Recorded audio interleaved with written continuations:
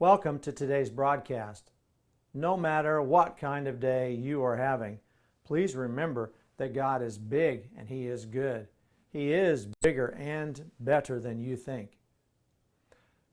If you watched yesterday's broadcast, you know that I learned the hard way. Fasting is not about going without water in the middle of the summer. Fasting is not about a lot of things we assign to it.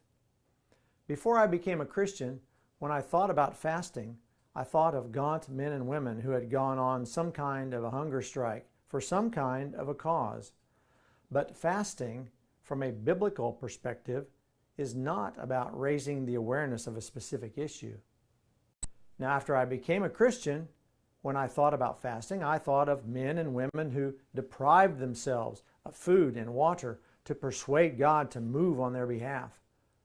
But fasting, from a biblical perspective, is not about persuading God to do anything. Now, if I had done a few 40-day fasts in my lifetime, such a comment would carry more authority.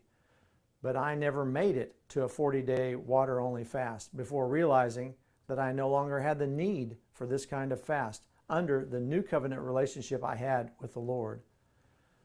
If we are willing to eliminate fasting as a way of trying to persuade God to do something, then we must rethink the purpose of fasting.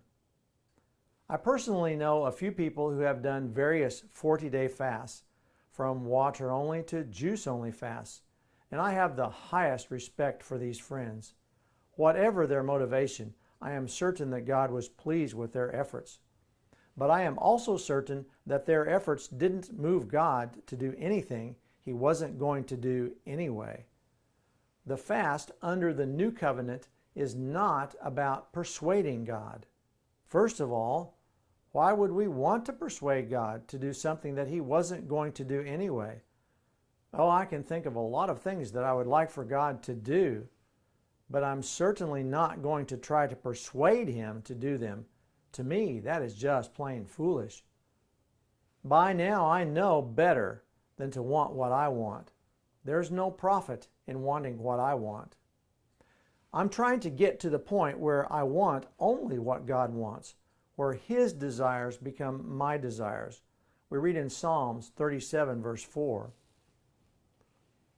"Delight yourself in the Lord, and He will give you the desires of your heart." Will you consider the possibility that fasting is not about persuading God to do anything, that there is another purpose? For more, please visit givethatmountain.org, and you have a wonderful day.